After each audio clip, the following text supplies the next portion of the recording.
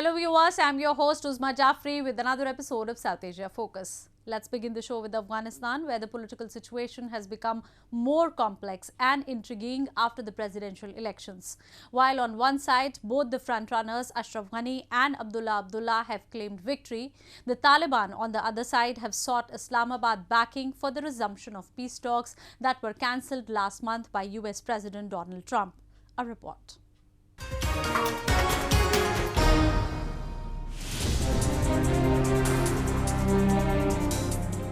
Deferred twice, the presidential elections in Afghanistan finally materialized on 28 September with an unexpectedly low turnout. Only a fifth of the 9.6 million people who had registered themselves for the voting turned up to cast their ballot. In the previous presidential election, around 60% of them had exercised their voting rights. However, an upped offensive compounded by an open Taliban threat to civilians restrained people from coming to polling stations this time. A certain phenomenon, however, is seemingly repeating itself as both the camps of Ashraf Ghani and Abdullah are claiming victory. The claims and counterclaims echo an election crisis 5 years ago when competing claims by the two men led to months of turmoil.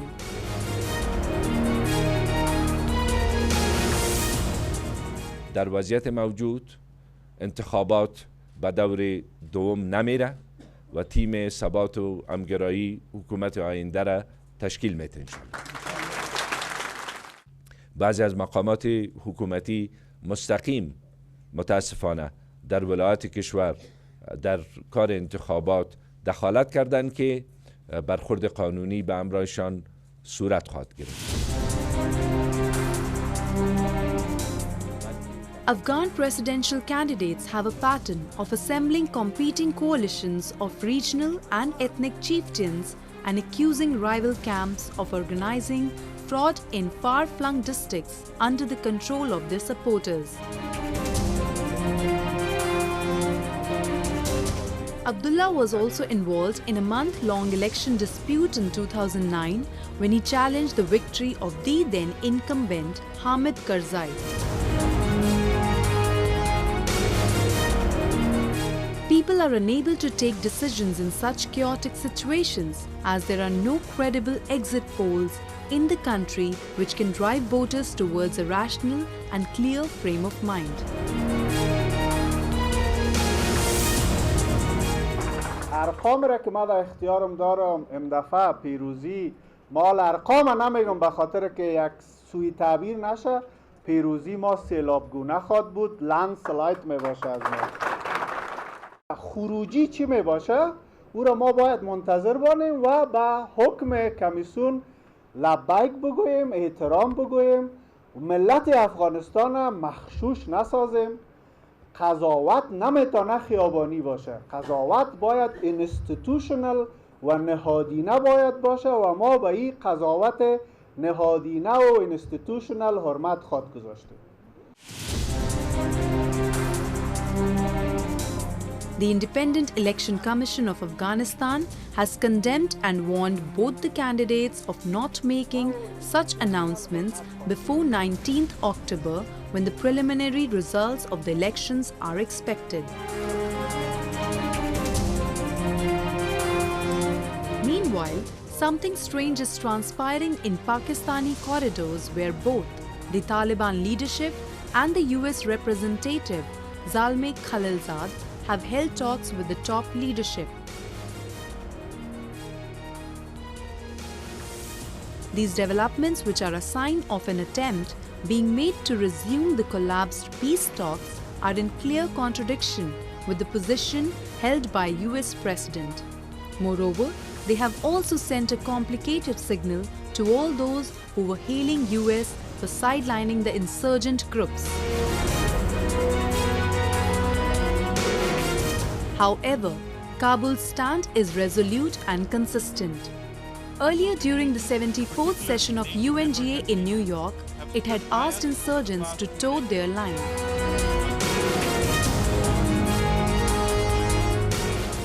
To the Taliban and their foreign sponsors, hear this now. A message from the Afghan people. Join us in peace, or we will continue to fight. As my colleague, Ambassador Adil Araz, said last week here at the United Nations, this is a fight we can win. Afghanistan has for years accused Islamabad of supporting terrorist groups that have been fomenting violence in the country. Kabul has also termed Taliban as stooges of Islamabad who are killing people at the behest of Pakistani generals. The situation, which has developed of late, has also suggested the close proximity Taliban and Pakistani establishment enjoy with each other. Now it remains to be seen how Islamabad, which itself stands on the cusp of being blacklisted this month by the Financial Action Task Force, navigates the situation and what script it comes ahead with for the world.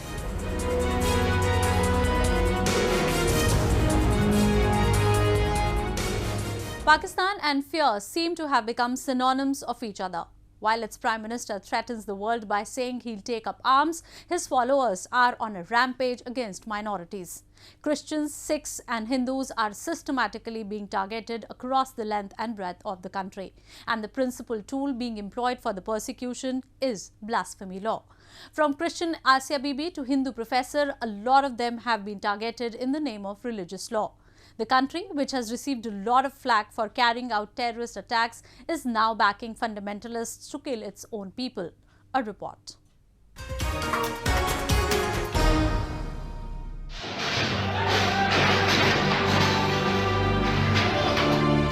The Israel's architecture was a Hindu temple.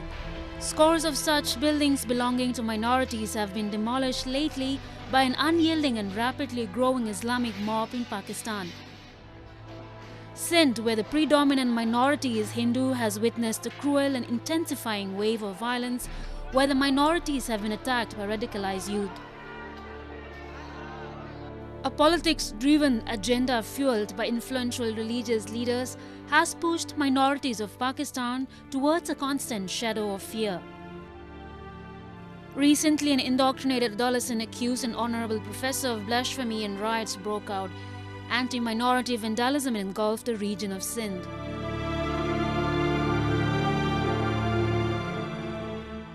This is a systematic design. Number one, they have sprayed and spent so much on religious radicalization. And secondly, I'll tell you a couple of more things.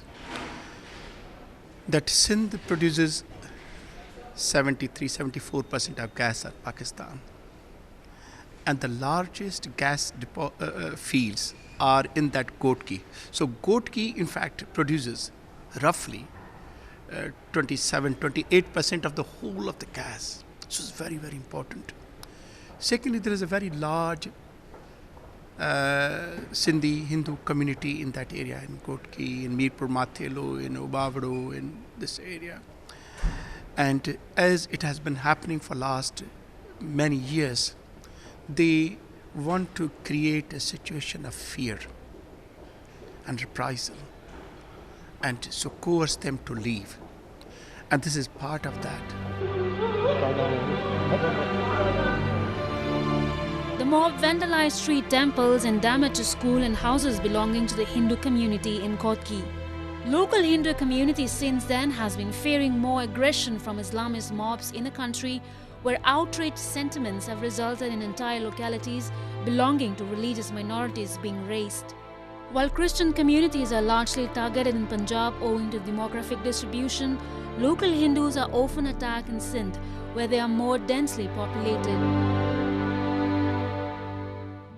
They have created so much radicalization that people, and they have got their own proxies that they can mobilize. And so it's really very sad situation. As a result, a lot of damage happened. The places of worship were attacked. There properties were attacked, their businesses were attacked. It is a systematic design of Islamabad where the minorities are targeted at the instructions of political and military masters.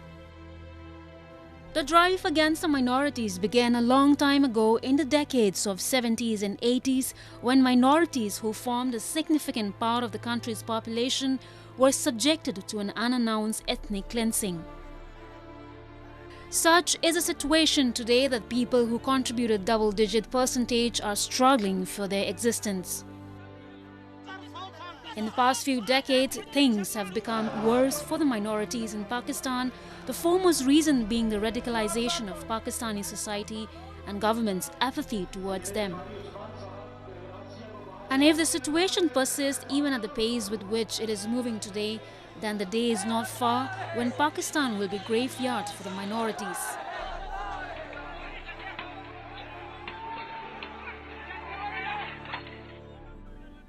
To speak more on the issue, we are now joined by Rubina Greenwood, the chairperson of World Sindhi Congress. So, Ms. Rubina, how do you analyze the current human rights situation in Sindh province and how, according to you, Pakistan has been treating the province as a whole? It's a very grave situation at the moment, and especially the recent move by PTI government on Karachi issue, which is the soul of Sindh. It's been using constitutionally, very illegally, to take the Karachi into the federal in charge to the federal government. The situation is that they are using the wrong application of the constitution, Karachi is the soul and survival of Sindh. At no cost, Sindhis will actually give up on the Karachi. Not only that issue, the other issue is the land grabbing is one of the major issues going on in Karachi and outskirts of the Karachi and many parts of the Sindh, where they are selling the Sindh land to the builders and the large construction companies on a very minimal cost, and the benefit and the charge for this land has been given to the federal government, not actually the people of Sindh. So there is a systematic situation going on. Is one hand is the land grabbing issues of Sindh, and other hand to taking the soul of Karachi into the federal custody. Taking the human rights issue side of it, still we have every single day we have a kidnapping, enforced disappearances, an extrajudicial killing, and you must have heard recently last week one of the famous professor was taken away. Obviously there was a social media and there was a lot of cry on it. They had to release him, but you could see that how that even any liberal or secular person who can talk about the rightful things could be taken away by the government and the agencies in Pakistan. In terms of poverty, still Sindhi people lives below 50% poverty line, considering we are the richest state in Pakistan. Issues of the women, enforced disappearance and forced marriages continue. Still we have 10 to 12 girls every month are kidnapped. Situation of Sindhi Hindus is very grave in Pakistan, in particularly Sindh, but again it's a political driven. We do not see any solution today, whichever government is, whether it's a PTI government or Muslim League or People's Party. Moving on, the ties between two largest economies of South Asia, India and Bangladesh, are constantly moving north. The diplomacy and economy has further been boosted by the regular visits of state heads. Bangladeshi Prime Minister Sheikh Hasina came to India on a 4-day visit to provide an impetus to the ties. She expressed her government's willingness to open more market and space for Indian industrialists. Both the countries are amongst the fastest growing countries in the world, and they are now playing instrumental role in each other's growth. A report.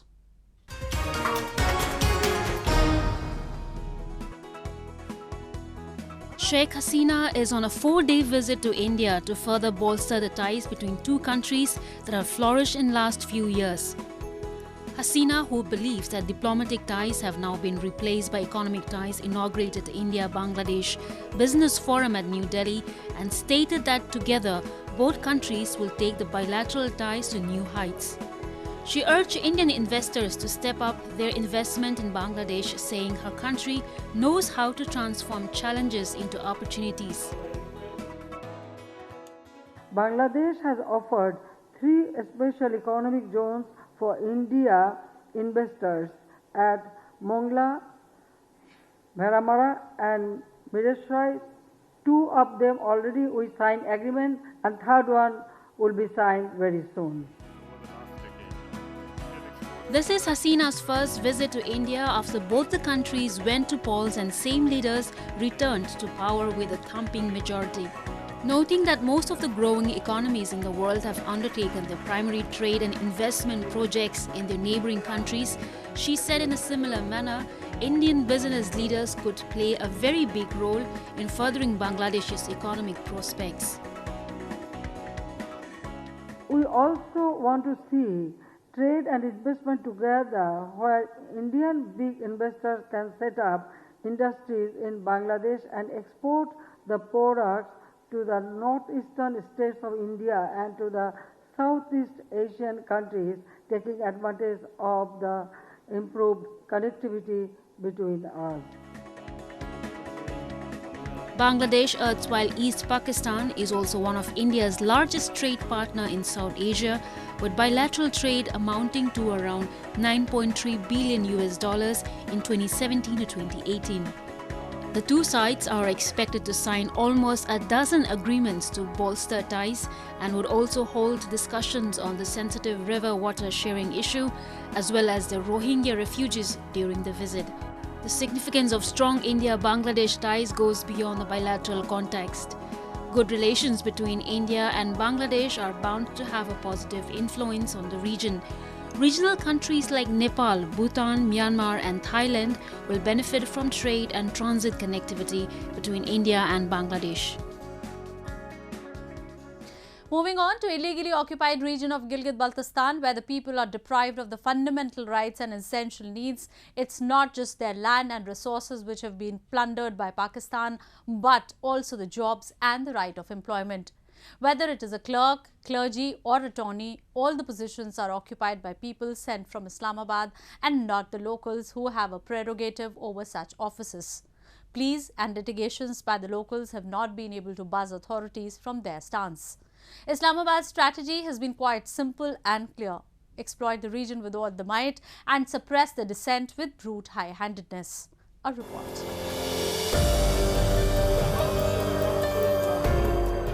This conference is being organized by Awami Action Committee of Gilgit Baltistan to express its anger against Pakistan's establishment and demand fair share of jobs for the local residents who have been discriminated and denied employment from almost every department of Gilgit Baltistan. They also accuse the local administration, which in reality works at the instructions of Islamabad, of involving in unscrupulous practices in order to keep the locals away from the jobs. इस गिलगित बल्तिस्तान के अंदर बहुत सारे इदारों में बहुत सारे गैर डोमिसाइल होल्डर, बहुत सारे मुलाजिमीन ऐसे मौजूद हैं जिनका आना भी ज़्यादती है, जो इस पावर शेयरिंग फार्मूले की भी खिलाफ वर्जी करते हुए आए हैं, लेकिन उसके बावजूद भी हमने कभी ज़बान नहीं खोली। और सितम बालाए सितम ये कि ऐसे लोगों को जहाँ अपॉइंट की गई कि जिनका अगर एजुकेशन देखा जाए, जिनका करैक्टर देखा जाए, तो मैं नहीं समझता कि उनको क्लर्क भी अपॉइंट किया जा सके।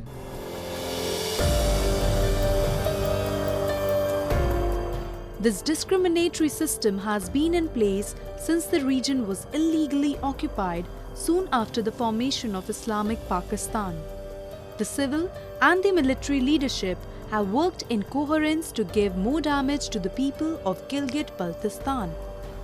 The region had enough resources to sustain and flourish on itself, but Pakistan exploited everything for its own benefits. In line of a satanic and suppressive strategy, Islamabad didn't allow people to attain higher education, and a limited few who managed to attain it, despite all the odds, were barred from entering the government departments through one trick or another. The chances of a resident of Gilgit Baltistan getting a government job are negligible. And if anybody manages to get a low-level job, then he is never promoted. तो इसके bench में इसके साथ उसी साल में 17 scale में appointment हुए, आज भी 17 में मौजूद हैं। उनके लिए लोकल के लिए तरक्की के दरवाजे बंद, और जो फेडरल से आया हो, जो गैर डोमिसाइल होल्डर हो, उसको जो भी यहाँ पे चीफ जस्टिस आया, जो भी यहाँ पे सेक्रेटरी आया, उसने उसको इतना ऊपर प्रमोट किया कि वो खुद को फिरौन महसूस करता रहा और लोकल मुलाजिमीन के इस्तेहसाल से भी वो ग्रेज नहीं करता रहा। एक ये सूरत हाल है। GB employees are exploited by the bosses who have been installed by Islamabad. They are made to do work which is against their job profile as well as the esteem. They cannot say no to any work as they run the risk of being sacked from the job in doing so. The common people of the region are frustrated with Pakistani attitude. They have no option but to hold demonstrations against the government. Today, anti-Pakistan conferences in illegally occupied Gilgit Baltistan have become a regular phenomenon. However, the reaction to such events has also been same, more apathy and more discrimination. Moving on to Nepal's capital Kathmandu, that recently hosted a Khadi fashion show to mark the 150th birth anniversary of Mahatma Gandhi. Ensembling Khadi and handloom couture from India and Nepal, the show was perfect mixture of glamour, beauty and tradition. Have a look.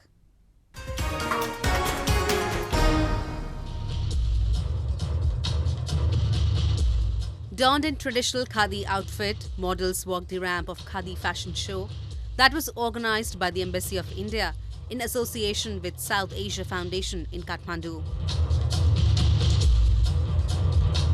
Showcasing the creative use of the fabric which was popularized by Gandhi during the freedom movement, many renowned fashion designers from India and Nepal, including the ace designer Muzaffar Ali and his wife Meera Ali, presented their latest creations at the fashion show.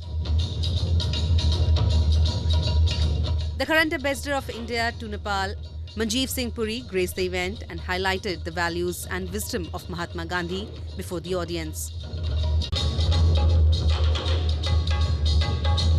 Today, we're able to showcase this, the great legacy of Gandhi here in Nepal.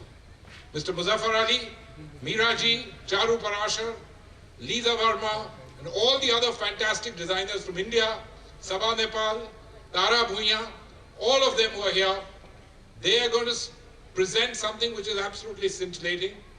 I'm sure most of you have seen them in magazines, maybe in some big top shows somewhere. But today they've joined us and we are very grateful to them. The event was attended by a number of former ministers, ambassadors, high-level officials and people from different walks of life. It was a great initiative by both the countries to bring Mahatma Gandhi's favourite fabric in the fashion limelight, that too on the occasion of his 150th birth anniversary. Nepal and India have for long maintained warm relationship. Both the countries not only share an open border and unhindered movement of people, but they also have close bonds through marriages and family ties.